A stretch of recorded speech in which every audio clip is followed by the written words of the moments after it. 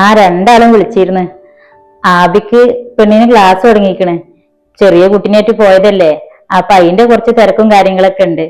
പിന്നെ അർഷിയുടെ കാര്യം ഞാൻ കല്യാണത്തിന് പറഞ്ഞില്ലേ, ഇപ്പൊ 2-ാം മാസം ആവാറായി. ഛർദിയും കേടും തന്നെയാണത്രേ. ഒരു സാധനം തിന്നാൻ വയ്യാന്നാ പറഞ്ഞത്. പിന്നെ ഓളമ്മിപ്പി അവിടെ ഉള്ളത് കൊണ്ടേ ഓരോന്ന് മാറ്റി മറിച്ചിട്ട് ഓലുണ്ടാക്കി കൊടുത്ത് എങ്ങനെയെങ്കിലും വയറ്റിലാക്കും. അതന്നെ വലിയൊരു സമാധാനാണ്.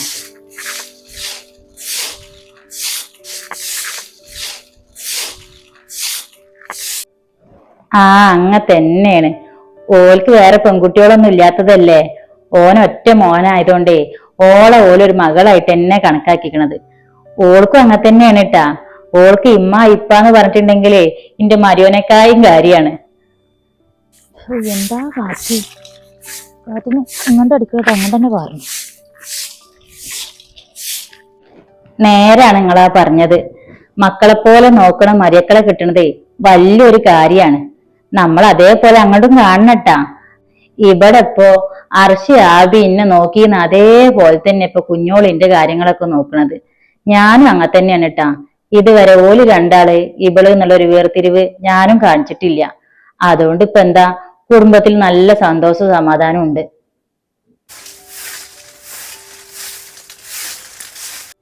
അതൊക്കെ നേരെ തന്നെ ആയിക്കാരോ. പക്ഷേങ്കി ഓരോന്നിനും ഓരോ വിധി ഉണ്ടാവുമല്ലോ. നിങ്ങൾ കാര്യം ഓരോട് തുറന്ന് പറഞ്ഞാളെ.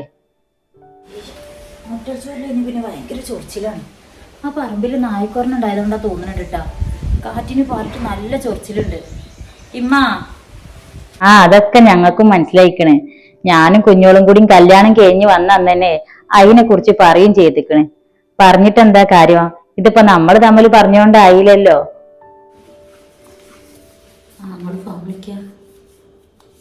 ആയിക്കോട്ടെ എന്നാല്. ഞാൻ പറയട്ടാ. ആയിക്കോട്ടെ, പറയാം. ശരി എന്നാല്. വലൈക്കും അസ്സലാം. ആരമ്മ കൊറേ നേരമായാലും വിശേഷം പറിച്ചിൽ തുടങ്ങിയിട്ട്? അതൊന്നും പറയണ്ട എന്റെ മോളെ. നഫീസമ്മായിയാണ് വിളിച്ചത്. അന്ന് കല്യാണത്തിന് നമ്മളോട് പറഞ്ഞ കാര്യേ ഇജ്ജ് എൻ്റെ അടുത്തരോട് പറഞ്ഞു എന്ന് ചോദിക്കാൻ വേണ്ടി വിളിച്ചതാ.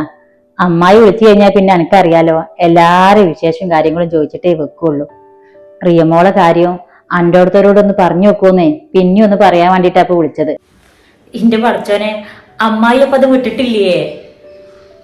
എവിടെ വിടുന്ന്? ആ കുട്ടിയുടെ കല്യാണം ഇപ്പൊ നോക്കണില്ല, അത് പഠിക്കുകയാണ് എന്നൊക്കെ ഇന്നെ കൊണ്ട് പറ്റുന്ന പോലെ ഞാൻ അന്ന് തന്നെ പറഞ്ഞു നോക്കിക്കണ്. ഇപ്പോ നമ്മള് പറഞ്ഞിട്ടില്ലാച്ചാല് ഓരോ നമ്പർ ഒന്ന് തരുമോന്ന് ചോദിക്കാനാ വിളിച്ചിക്കണത്. സൽമാന്റെ ആഷിഖിന്റെ നമ്പർ കിട്ടുകയാണെന്ന് വെച്ചാല് ഓൾക്ക് അമ്മായി കൊടുത്തോളാം, ഓലെന്നെ വിളിച്ചു ചോദിച്ചോളൂ എന്നൊക്കെ. അമ്മായി ഇതിന്റെ ബേക്കിൽ കാര്യമായിട്ടാണല്ലോ. ഇനി ഓലെങ്ങാനും അമ്മായിക്ക് വല്ല കമ്മീഷനും കൊടുക്കാൻ പറഞ്ഞിക്കണ? അതൊന്നും ഇല്ലടി. അമ്മായിക്ക് പണ്ടേ ഇങ്ങനത്തെ കാര്യങ്ങളിലെ ഒരു പ്രത്യേക താല്പര്യാണ്. ഇതിപ്പോ ആ ചെക്കന്റെ പെരക്കാര് അമ്മായിയോട് 2-3 തവണ എത്ര ഒന്ന് ചോദിച്ചോക്കിയെന്ന് പറഞ്ഞത്. ഓൽക്കാണെങ്കിൽ റിയനെ കണ്ടപ്പോഴേ നല്ലോണം ബോധിക്കും ചെയ്തിക്കണ്. നല്ല കൂട്ടക്കാരാണത്രട്ടാ. നല്ല തറവാട്ടേരും അത്യാവശ്യം മുതലും കാര്യങ്ങളൊക്കെ ഉള്ളവരാണെന്നാ പറഞ്ഞത്. അമ്മായിക്കാണെന്നുണ്ടെങ്കിൽ അടുത്തറിയുന്ന ആൾക്കാരായതുകൊണ്ടേ ഇതിൽ വല്ലാത്തൊരു താല്പര്യം. അതാണ് ഇതിന്റെ പിന്നാലെ ഇങ്ങനെ കൂടിക്കണത്. അത് ശരി. അല്ലമ്മ, ചെക്കനെന്താ അത്ര ജോലിയൊക്കെ? അത് ഞാൻ ചോദിച്ചില്ല. നടക്കാൻ ചാൻസ് ഇല്ലാത്ത കാര്യമായതുകൊണ്ട് ഞാൻ പിന്നെ കൂടുതൽ ചോദിച്ചറിഞ്ഞിട്ടേ ഓൾക്ക് വെറുതെ ഒരു പ്രതീക്ഷ ആവണ്ടല്ലോ വിചാരിച്ചിട്ട് ഞാൻ അതങ്ങോട്ട് ഒഴിച്ചു പാടുക ചെയ്തത്. ഇനിയിപ്പോ കുറച്ചു ദിവസം കഴിഞ്ഞാൽ വീണ്ടും വിളിച്ചു വരുമെന്ന് ഉള്ളാവുമല്ലോ. അതും ശരിയാ. അല്ല, ആരിസ്ക്ക് കുളിക്കാൻ കയറിക്കണാ? ഓൻ കുളിക്കാൻ കയറിക്കണേ. ഓന്റെ കുളി ഇനി വന്നാലേ നമുക്ക് എല്ലാവർക്കും കൂടി ചായ എടുക്കാൻ നോക്കാം. കുട്ടി ഉണർന്നു കഴിഞ്ഞാലേ പിന്നെ അന്ന മര്യാദക്ക് ചായ എടുക്കാൻ പോലും അയക്കൂല. എന്നാ ഞാൻ കയ്യൊക്കെ ഒന്ന് കഴുകട്ടെ.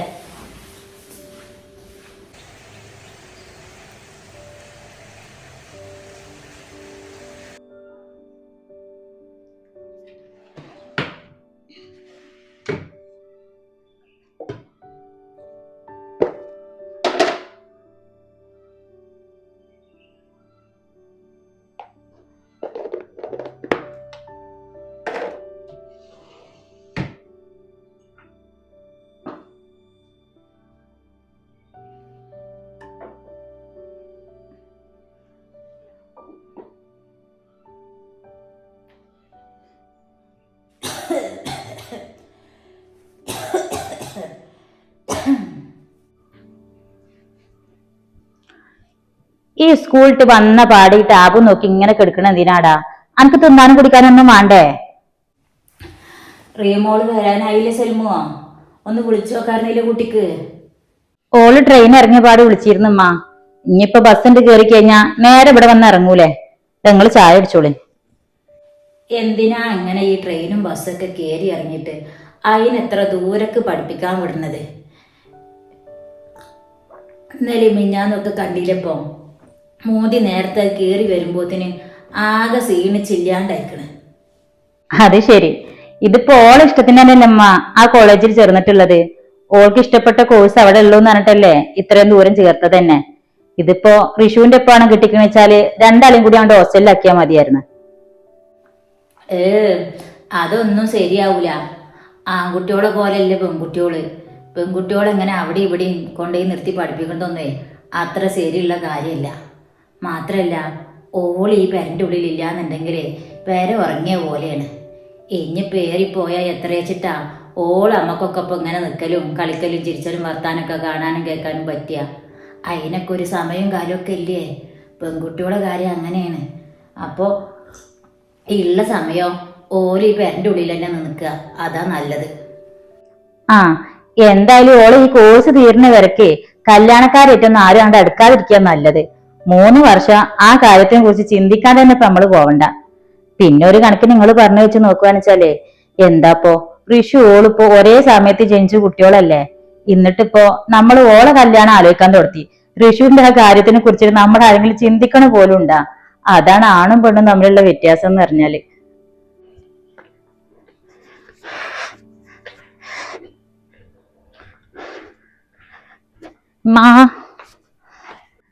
ആ വന്നല്ലേ പേരക്കുട്ടി. ഇങ്ങോട്ട് പോരറിയോ മോളെ? ഞാൻ ഇവിടെ വല്യമ്മാന്റെ റൂമിലാണ്. അല്ലാ വെയ്യട്ടെന്നാ. ഈ ട്രെയിനിൽ പോയല്ലേ നല്ല ടാസ്കാണ്. എന്ത് തിരക്കാന്നറിയോ? ആ രാവിലെയും വൈകുന്നേരം അങ്ങനെ തന്നെ ആവും. നല്ല തിരക്കാവുന്ന് ഇപ്പൊ പറഞ്ഞിരുന്നു. അമ്മയുടെ കുട്ടിക്ക് പോയി വരാൻ ബുദ്ധിമുട്ടുണ്ടാ? ബുദ്ധിമുട്ടൊക്കെ തന്നെയാണമ്മ. പറഞ്ഞിട്ടെന്താ കാര്യം? കുറച്ച് ദിവസം കഴിയുമ്പോൾ ശീലായിക്കോളൂ, സാരമില്ല. ഓൾക്ക് കുടിക്കാൻ എന്തെങ്കിലും കൊടുക്ക് സെൽമോ, പൈക്കുണ്ടാവിൻ്റെ കുട്ടിക്ക്. വിശക്കണമെന്നില്ല വല്യമ്മ. ഞാനും എന്റെ ഫ്രണ്ടും കൂടി ക്ലാസ് കഴിഞ്ഞപ്പോ ക്യാമ്പസ് ഷോപ്പിൽ നിന്ന് ജ്യൂസും സ്നാക്സ് ഒക്കെ കഴിച്ച്. ആഹാ, അപ്പൊ ഇതിന് പുതിയ ഫ്രണ്ടൊക്കെ ആയാ? അപ്പൊ ഇജ്ജല്ലേ മിഞ്ഞാന്ന് പറഞ്ഞ് അന്റെ വൈബിനൊത്ത ഒരാളെയും കിട്ടണില്ല എന്നൊക്കെ. ആ ഫസ്റ്റ് ദിവസം ഞാൻ അങ്ങനെ തന്നെ വിചാരിച്ചത്. പക്ഷേങ്കിൽ ഇന്നലെ തൊട്ട് എന്റെ വൈബിനനുസരിച്ചുള്ള ഒരാളെ സെറ്റായി. അതെന്തായാലും നന്നായി. എവിടെയാണെങ്കിലും തുണക്കൊരാളുള്ളത് നല്ലതാണ്. അല്ല ആരാ പുതിയ കൂട്ടുകാരി? എവിടെ ഉള്ളതാ? പേര് അമ്ന. സത്യം പറഞ്ഞാലേ ഞാനും ഓളും തമ്മിൽ പരിചയപ്പെട്ടതേ ഒരു സിനിമാ സ്റ്റൈൽ പരിചയപ്പെടലായിരുന്നു എന്റെ അമ്മ. കോളേജ് കഴിഞ്ഞാലും എനിക്ക് ഓർത്ത് വെക്കാനുള്ള നല്ലൊരു വിഷയം എന്ന് പറഞ്ഞിട്ടുണ്ടെങ്കിൽ ചിലപ്പോ അതായിരിക്കും. അതെന്താപ്പ അങ്ങനെ ഒരു കാര്യം? ഇജി പറയേ. കോളേജിൽ പോയിട്ടില്ലെങ്കിലും ഇക്കും ഉമ്മാക്കും കേക്കെങ്കിലും ചെയ്യാലോ. മിനിഞ്ഞാന്ന് ഞാൻ കോളേജിൽ ചെന്ന പാടെ ക്ലാസ്സിൽ കയറും മുന്നേ ഇന്നെ കുറച്ച് സീനിയേഴ്സ് പയ്യന്മാര് തടഞ്ഞു വെച്ച് എന്നെ ക്ലാസ്സിൽ കയറാൻ സമ്മതിച്ചില്ല. പഠിച്ചോനെ എന്തിന്?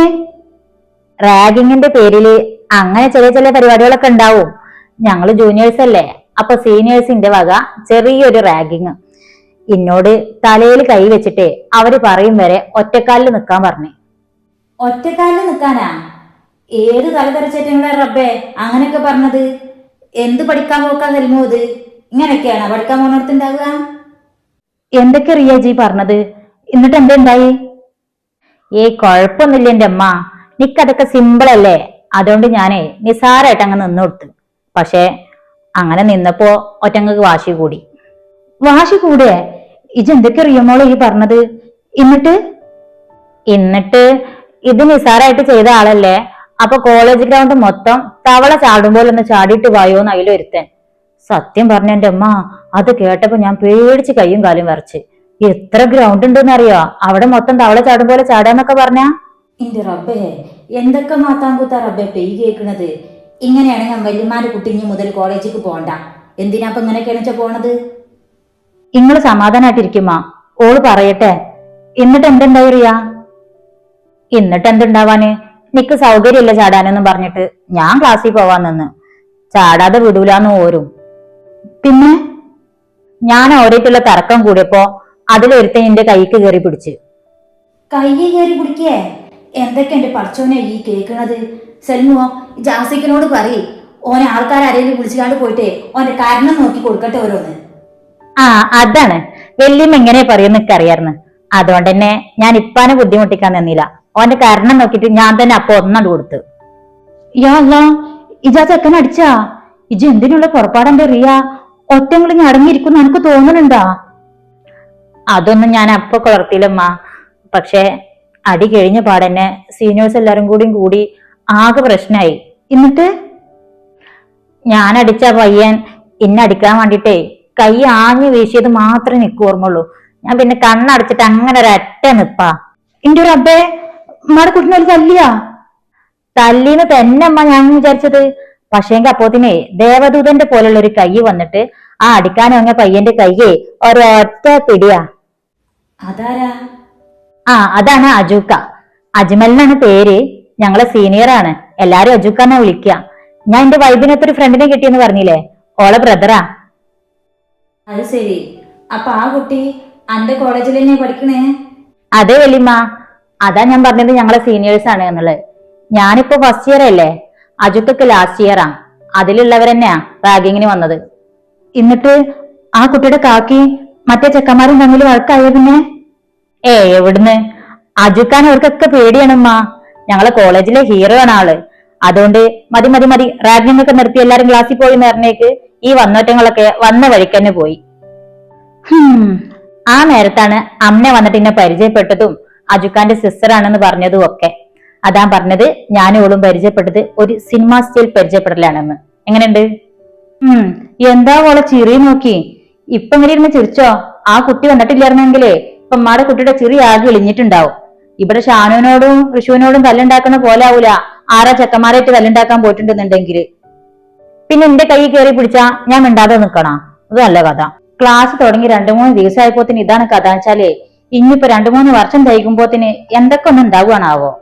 ഇനിയൊരു കുഴപ്പമുണ്ടാവില്ലമ്മ, പ്രത്യേകിച്ച് അജുക്ക ഉണ്ടാവുമ്പോ. എന്റെ ബെസ്റ്റ് ഫ്രണ്ട് അല്ലേ ഇപ്പൊ അമ്ന. അതുകൊണ്ട് ഓളെ നോക്കും പോലെ അജുക്ക ഞെന്നി നോക്കിക്കോളും. അജുക്കാന്റെ കണ്ണ് വെട്ടിച്ചിട്ട് ആർക്കും അവിടെ ഒന്നും ചെയ്യാൻ പറ്റൂല. വല്യമാന്റെ കുട്ടി ഇങ്ങനെ മറ്റുള്ളവരായിട്ടൊന്നും തല്ലിനും വക്കാണത്തിനൊന്നും പോണ്ട. അല്ലെങ്കിലോ ഇജ് പേരന്റെ ഉള്ളിലേക്ക് തിരിച്ചു വരും വരെ മനുഷ്യന്മാരെ നെഞ്ചില് തീയാണ്. പിന്നെ എന്റെ കൈ കയറി പിടിച്ചാ ഞാൻ മിണ്ടാ നിക്കണം. പക്ഷെ ഒന്ന് തിരിച്ചടിക്കാൻ വേണ്ടിട്ട് കൈ ഒങ്ങിയപ്പോഴേ ഞാൻ ശരിക്കും പേടിച്ചിട്ടാ. മതി, പോയി കുളിച്ചിട്ടേ വല്ലതും വന്ന് തിന്നാനും കുടിക്കാനും നോക്ക്. ആദ്യം ഞാനേ എന്റെ ഫോണൊന്ന് ചാർജ് ചെയ്ത് വെക്കട്ടെ. അത് ഓഫ് ആവർ ആയിക്കണം.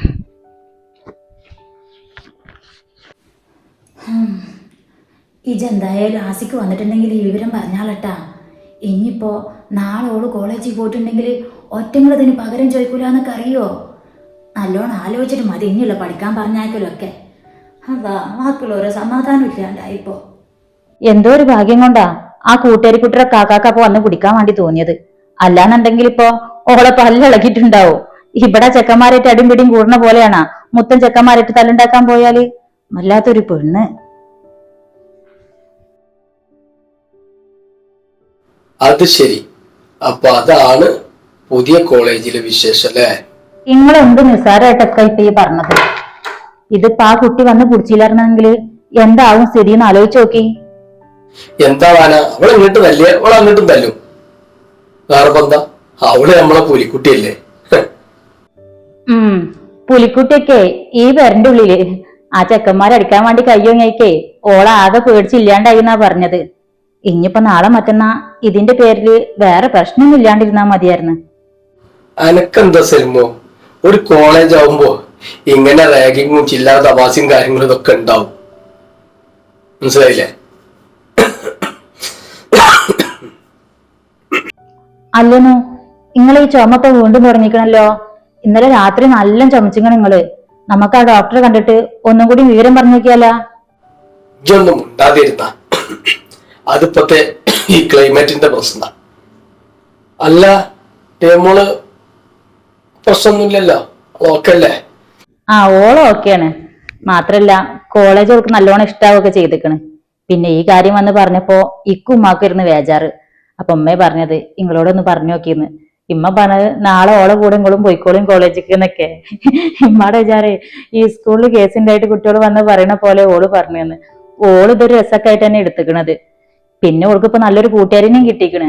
അതിന്റെ സന്തോഷം പറച്ചിലാണിത്. പിന്നെ ഓളെ ആങ്ങളെയാണത്രേ ഈ ഇവിടെ പ്രശ്നത്തിൽ വന്നിട്ട് കൈ പിടിച്ച് തടഞ്ഞതെന്നൊക്കെ പറഞ്ഞത്. ആ കുട്ടിനെ കോളേജിൽ എല്ലാവർക്കും വലിയ ബഹുമാനം കാര്യങ്ങളൊക്കെയാണെന്നാ പറഞ്ഞത്. അതുകൊണ്ട് രക്ഷപ്പെട്ട്. അല്ല സൽമോ, പിന്നെ അവൾക്ക് കോളേജൊക്കെ ഇഷ്ടപ്പെട്ടിക്കണ? അവളെ ഇഷ്ടം കൊണ്ടാണ് നമ്മൾ ഇത്ര ദൂരായാലും വേണ്ടിയില്ല അവളെ കൊണ്ടേ ചേർത്തത്. അവളെ സന്തോഷാണ് നമ്മുടെ സന്തോഷം. അത് ഓൾക്കും അറിയാം. ഓളെ സന്തോഷം കണക്കാക്കിയിട്ടാ ഓൾക്ക് ഇഷ്ടപ്പെട്ട കോളേജില് അവിടെ ഹോസ്റ്റൽ സൗകര്യം ഇല്ലാന്ന് അറിഞ്ഞിട്ടും പോയി വരാനാണെന്നുണ്ടെങ്കിലും ഓളവിടെ കൊണ്ടാക്കിയതെന്ന്. പിന്നെ ചെക്കന്മാരെ പോലെ അല്ലേന്ന് ഓള്. ഇച്ചിരി കുറുമ്പുണ്ടെന്നുണ്ടെങ്കിലും ഞാനും നിങ്ങളും ഉമ്മയാണ് ഓളെ ലോകം. ചെറുപ്പം തൊട്ടേ നിങ്ങളൊരു കാര്യം ശ്രദ്ധിച്ചിട്ടുണ്ടാ? ഓൾക്ക് എത്ര ഇഷ്ടപ്പെട്ട കാര്യമാണെന്നാലും ഞാനോ നിങ്ങളോ ഉമ്മേ അത് പറ്റൂലെന്ന് പറഞ്ഞിട്ടുണ്ടെങ്കിൽ പിന്നെ ഓൾക്ക് അതിലൊരു എതിരഭിപ്രായം ഇല്ല. അതിനിപ്പോ ടൂറാണെങ്കിലും പുതിയ ഡ്രസ്സാണെങ്കിലും ഒക്കെ നമ്മളെ അഭിപ്രായത്തിനാ ഓളെന്നും നിന്നിട്ടുള്ളത്. ആ അത് നേരാപ്പോ. 3 ദിവസം മുമ്പ് ആ കല്യാണത്തിന് പോകുമ്പോ അനക്ക് വേണ്ടിയിട്ടാണ് ആ ചുരിദാറുകള് മാറ്റിയിട്ടത്. അത് നേരാണ്. നേരെ മറിച്ച് നമ്മള് 2 ചെക്കന്മാരാണിപ്പോ ഞാൻ ആ ഡ്രസ്സ് ഇടണ്ട മറ്റേ ഡ്രസ്സ് ഇട്ടോന്നെങ്ങാനും പറഞ്ഞിക്കണെന്ന് വെച്ചാലേ ഓലുണ്ട് ഈ പ്രായത്തിൽ എന്റെ ഇഷ്ടത്തിനനുസരിച്ചുള്ള ഡ്രസ്സ് ഇടാൻ വേണ്ടി നിക്കണ്. ഇവള് പിന്നെ കാലം ചെറുപ്പം തൊട്ടിട്ട് തന്നെ അങ്ങനെ തന്നെ. ആദ്യം എന്നോട് പറ്റൂല, ഞാൻ അത് കാട്ടും ഇത് കാട്ടും എന്നൊക്കെ പറയെങ്കിലും അവസാനമൊക്കെ ഇഷ്ടപ്പെട്ട തന്നെ ഓള് ചെയ്യുള്ളൂ. അങ്ങനെ തന്നെയല്ല സൽമു, ഒരു രക്ഷിതാവിനെ സംബന്ധിച്ചിടത്തോളം നമ്മളെ 3 മക്കളും അള്ളാന്റെ കൃപ കൊണ്ട് അങ്ങനെ തന്നെയാണ്.